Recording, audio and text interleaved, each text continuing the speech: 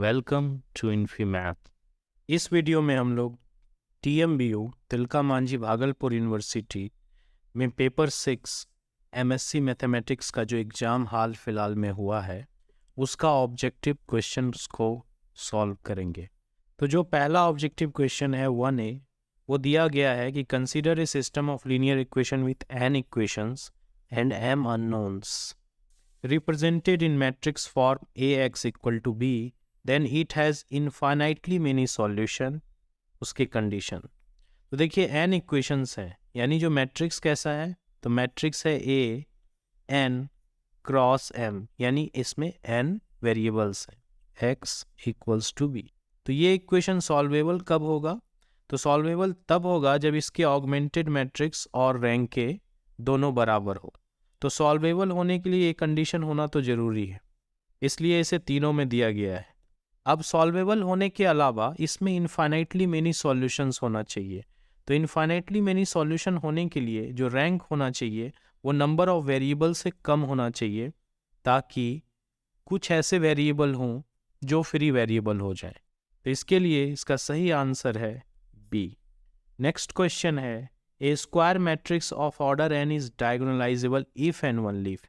ये if n one leaf का condition है, यानी कि डायगोनलाइजेबल हो तो वो कंडीशन ट्रू हो, और वो कंडीशन ट्रू हो तो मैट्रिक्स डायगोनलाइजेबल भी हो। तो देखिए all eigen values belongs to the field. तो जब मैट्रिक्स डायगोनलाइजेबल होगा तो सारे eigen value belongs to the field होंगे, यानी इस तरफ से ये इम्प्लीकेशन सही है। लेकिन क्या ऑल आइगन वैल्यूज जब फील्ड में बिलोंग करेंगे तब क्या मैट्रिक्स डायगोनलाइजेबल होगा, तो ये ऐसा नहीं होता है, इसलिए ये जो है ये फॉल्स हो गया। अगर n आइगन वेक्टर हों, तो यहाँ पर देखिए n आइगन वेक्टर हों, अगर किसी मैट्रिक्स का एक आइगन वेक्टर एग्जिस्ट करता है तो n आइगन वेक्टर क्या infinitely many eigen vector exist करते हैं, क्योंकि अगर मान लीजिए v एक आइगन वेक्टर है av equal to lambda v, तो आप कोई भी स्केलर मल्टीपल लोगे a सी वी तो हो जाएगा लैम्डा सी वी, तो ये भी आइगन वेक्टर हो जाएगा। आइगन वेक्टर अगर एक एग्जिस्ट करेगा तो इन्फाइनाइटली मैनी एग्जिस्ट करेगा। इंपॉर्टेंट है इंडिपेंडेंट आइगन वेक्टर का एग्जिस्ट होना, तो ये भी ऑप्शन जो है गलत है। थर्ड ऑप्शन है minimal polynomial has no roots with multiplicity greater than 1। तो ये करेक्ट आंसर है, क्योंकि मैट्रिक्स डायगोनलाइजेबल होगा तो ये भी ट्रू होगा, ये भी ट्रू होगा, ये भी ट्रू होगा। लेकिन सिर्फ इसी कंडीशन के ट्रू होने पर मैट्रिक्स श्योर है डायगोनलाइजेबल होगा, और यहाँ पे जो कंडीशन है वो इफ एंड वन लीफ का है, यानी दोनों साइड से ट्रू होना चाहिए, इसलिए इसका आंसर होगा सी। अब हम लोग थर्ड क्वेश्चन देखते हैं। Third question Jordan canonical form का है, और ये पूछा जा रहा है कि ये कब एग्जिस्ट करता है। यहाँ भी कंडीशन जो है इफ एंड वन लीफ है, यानी जॉर्डन कैनोनिकल फॉर्म जब एग्जिस्ट करेगा तब क्या होगा, और जो कंडीशन होनी होगी, और इन कंडीशंस के ट्रू होने के बाद भी जॉर्डन कैनोनिकल फॉर्म एग्जिस्ट करना चाहिए। तो चलिए, जॉर्डन कैनोनिकल फॉर्म एग्जिस्ट होने के लिए क्या होना चाहिए, तो अंडरलाइंग फील्ड इज क्लोज्ड। ये कंडीशन नेसेसरी एंड सफिशिएंट है, क्योंकि अगर फील्ड क्लोज्ड होगा सारे आइगन वैल्यूज मिलेंगे, उसका कैरेक्टरिस्टिक इक्वेशन n डिग्री का होगा और n आइगन वैल्यूज मिलेंगे हमें, और ये कंडीशन काफ़ी है जॉर्डन कैनोनिकल फॉर्म को एग्जिस्ट करने के लिए। आंसर तो पहला ही है, लेकिन हम लोग नेक्स्ट ऑप्शंस को देखते हैं। तो minimal polynomial divides the characteristic polynomial, ये हमेशा ट्रू होता है। ये स्टेटमेंट जो है एक यूनिवर्सल स्टेटमेंट है, हमेशा ट्रू होता है। ये तब भी ट्रू होता है जब मैट्रिक्स का जॉर्डन कैनोनिकल फॉर्म एग्जिस्ट ना करे, जब कैरेक्टरिस्टिक पॉलिनोमियल पूरी तरह फैक्टराइज ना हो, तब भी ये कंडीशन ट्रू होता है। इसलिए इसके ट्रू होने से जॉर्डन कैनोनिकल फॉर्म एग्जिस्ट करेगा, ऐसा जरूरी नहीं। थर्ड ऑप्शन है 0 is one eigen value of the matrix. मान लीजिए कैरेक्टरिस्टिक पॉलिनोमियल फैक्टराइज नहीं हो रहा है और एक फैक्टर उसका 0 है। जैसे फॉर एग्जांपल मान लीजिए characteristic polynomial x square plus 1 का है, इस तरह का एक 3x3 मैट्रिक्स का।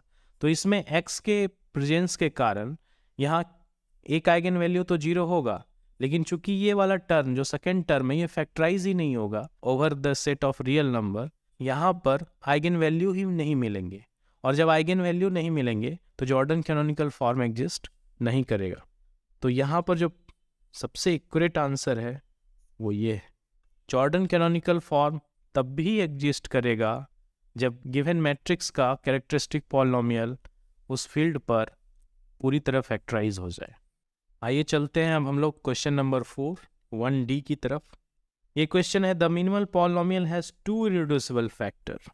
देखिए मिनिमल पॉलिनोमियल में 2 इरेड्यूसिबल फैक्टर है, इफ एंड ओनली इफ। कब ऐसा होगा? तो पहला ऑप्शन है the domain has no proper invariant subspace.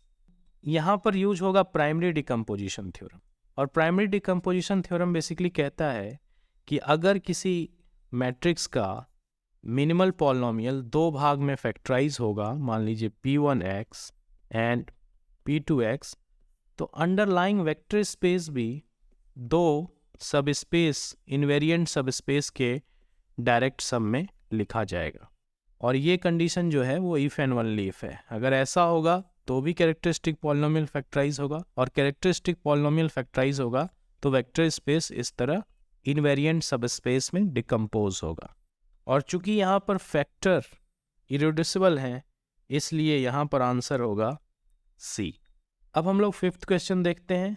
Eigen values of a skew Hermitian matrix are all. देखिए स्क्यू हर्मिशियन मैट्रिक्स का जो आइगन वैल्यू होता है उसका जो रियल पार्ट होता है वो 0 होता है, यानी उसका जो रियल पार्ट x प्लस आई वाई का x 0 होता है। इसका मतलब ये आई वाई के फॉर्म का होता है। तो प्योरली इमेजिनरी नंबर ऐसे नंबर को कहते हैं जब ये y नॉट इक्वल टू 0। तो ये ऑप्शन तो सही है कि प्योरली इमेजिनरी होता है, लेकिन y कभी कभी 0 भी हो सकता है। इसलिए जो करेक्ट आंसर है वो है आइदर 0 और purely imaginary.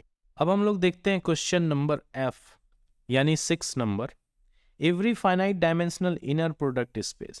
Finite dimensional inner product space का मतलब है कि ऐसा वेक्टर स्पेस जिसका फाइनाइटली जनरेटेड बेसिस हो प्लस वो एक इनर प्रोडक्ट स्पेस भी हो। तो चूंकि वो वेक्टर स्पेस फाइनाइटली जनरेटेड है तो उससे हम एक फाइनाइट बेसिस निकाल सकते हैं। उस फाइनाइट बेसिस से हम ग्राम स्मिथ ऑर्थोगोनलाइजेशन प्रोसेस का यूज़ करके ऑर्थोगोनल बेसिस निकाल सकते हैं। और साथ में जब हम उन सारे बेसिस के एलिमेंट को नॉर्मलाइज करेंगे तो हमें एक ऑर्थो नॉर्मल बेसिस मिलेगा। नॉर्मल मीन्स हर वेक्टर का जो लेंथ होगा वो हो जाएगा 1। तो इसका मतलब ये भी ऑप्शन सही है, ये भी ऑप्शन सही है, ये भी ऑप्शन सही है, और तीनों को एक साथ रखने पर हमारा डी ऑप्शन सही है।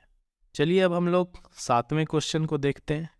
तो यहाँ पे H V cross V to R be any bilinear form, कोई भी बाइलिनियर फॉर्म है, then we can use H to define a quadratic form. तो क्वाड्रेटिक फॉर्म का क्या डेफिनेशन है? तो क्वाड्रेटिक फॉर्म का डेफिनेशन है क्यू वी टू आर ऐसा फंक्शन होता है जहाँ क्यू वी दिया जाता है एच वी कॉमा वी से। तो एच यहाँ पर सिर्फ सिमेट्रिक होना काफ़ी है according to the definition of quadratic form. तो इसका पहला आंसर करेक्ट है by the definition of quadratic form. अब हम लोग 8th क्वेश्चन देखते हैं। तो 8th क्वेश्चन में the set of all bilinear form over A vector space V is a vector space. तो अगर हम किसी वेक्टर स्पेस पर डिफाइंड सारे बाइलिनियर फॉर्म यानी इस तरह के फंक्शन का सेट बनाएं, तो ये जो फंक्शन का सेट होता है जहाँ की H एक बाइलिनियर फॉर्म है, इसे हम लोग ऐसे डिनोट करते हैं, तो ये भी एक वेक्टर स्पेस बनाएगा। इसलिए इसका करेक्ट आंसर है सी। अब हम लोग 9th यानी 1I क्वेश्चन देखते हैं। तो इस क्वेश्चन में पूछा गया है eigen values of A positive definite matrix. तो पॉजिटिव डेफिनिट मैट्रिक्स का आइगन वैल्यू जो होता है वो स्ट्रिक्टली ग्रेटर देन 0 होता है। तो स्ट्रिक्टली ग्रेटर देन 0 का मतलब होता है सारे पॉजिटिव होंगे। और आखिरी में जो 10th क्वेश्चन है हमारा वो भी बाइलिनियर फॉर्म का क्वेश्चन है। A bilinear form H V cross V to R is called non degenerate if for all V not equal to 0 v belongs to v। यानी कि कोई भी अगर हम नॉन जीरो वेक्टर v लें तो ऐसा एक वेक्टर u मिलना चाहिए such that H u comma v not equal to 0। तो इसमें जो ऑप्शन है by definition of the non degenerate bilinear form वो होगा बी। तो इस तरह बेसिक डेफिनेशन और थ्योरम के स्टेटमेंट्स को जानकर हम लोग अधिकतर ऑब्जेक्टिव बना सकते हैं। Thank you. Very much.